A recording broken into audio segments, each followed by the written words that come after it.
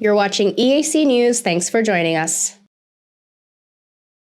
A US-based analyst has warned on Tuesday, January 25th, that we are looking at potentially the most significant conflict since World War II, as Western leaders have stepped up preparations for any Russian military action in Ukraine, with the United States focusing on how to protect energy supplies and Britain urging other European nations to get economic sanctions ready. Tensions have remained high after NATO announced on Monday that it was putting forces on standby and reinforcing Eastern Europe with more ships and fighter jets in response to a Russian troop buildup near its border with Ukraine. I think we're looking at potentially the most significant conflict that we have seen since World War II.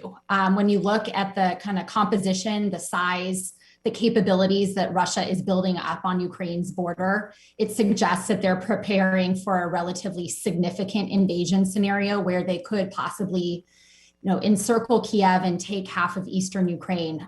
That's something we haven't seen in decades. In many ways, this is President Putin going back to address the outcome of the Cold War. I think he's looking to rewind time, to rewrite the rules of the European security order. I think he's looking to mitigate US influence in Eastern Europe and basically to get the United States out of what he sees as his sphere of influence. So it's about Ukraine, but it's also about much more than Ukraine. Putin is gambling wildly. I would say, looking at his 22 years in power now, that this is the riskiest endeavor he's embarked on.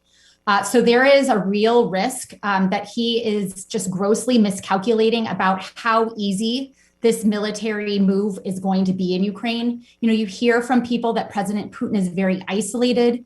He is an authoritarian leader in a highly personalized system. So there's always questions about the quality of information that he receives. So, he could be grossly miscalculating about just how easy this is going to be.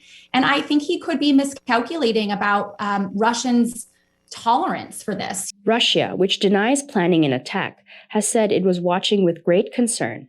Kremlin spokesman Dmitry Peskov has repeated Moscow's line that the crisis is being driven by the US and NATO actions, not the Russian troop buildup. The United States and the European Union have threatened economic sanctions if Russia launches an invasion, and Western leaders say unity is paramount, though differences have emerged among European nations over how best to respond. British Prime Minister Boris Johnson told Parliament it is absolutely vital that the West is united now, because it is our unity now that will be much more effective in deterring any Russian aggression. He urged European friends to be ready to deploy sanctions as soon as there was any incursion. He has said Britain was discussing the possibility of banning Russia from the SWIFT global payment system with the United States, one of many potential measures to punish Moscow if it launches an offensive. In Washington, Biden administration officials have said the United States was in talks with major energy-producing countries and companies around the world over a potential diversion of supplies to Europe if Russia invades Ukraine. The European Union depends on Russia for around a third of its gas supplies. Any interruptions to Russia's gas supply to Europe would exacerbate an existing energy crisis caused by shortages. Russia has tens of thousands of troops near Ukraine and is demanding security guarantees from the West, including a promise by NATO never to admit Ukraine. Moscow sees the former Soviet Republic as a buffer between Russia and NATO countries. The first deputy managing director of the International Monetary Fund, Geeta Gopinath, has said the tensions over Ukraine have been felt on financial markets and the price of oil in recent days.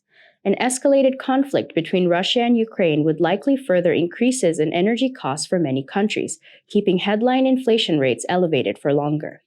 In a sign of concern that an attack may come soon, Canada has said it was temporarily withdrawing families of its diplomats in Ukraine, and Sweden's foreign ministry has also said it was advising against all non-essential travel to Ukraine, all travel to Crimea, and to regions in eastern Ukraine. The U.S. State Department has said it is ordering diplomats' family members to leave, and Britain has said it is withdrawing some staff and dependents from its embassy in Kiev. The United States has committed more than $650 million of security assistance to Ukraine in the past year, and more than $2.7 billion in total since 2014, when Russia annexed Ukraine's Crimea Peninsula.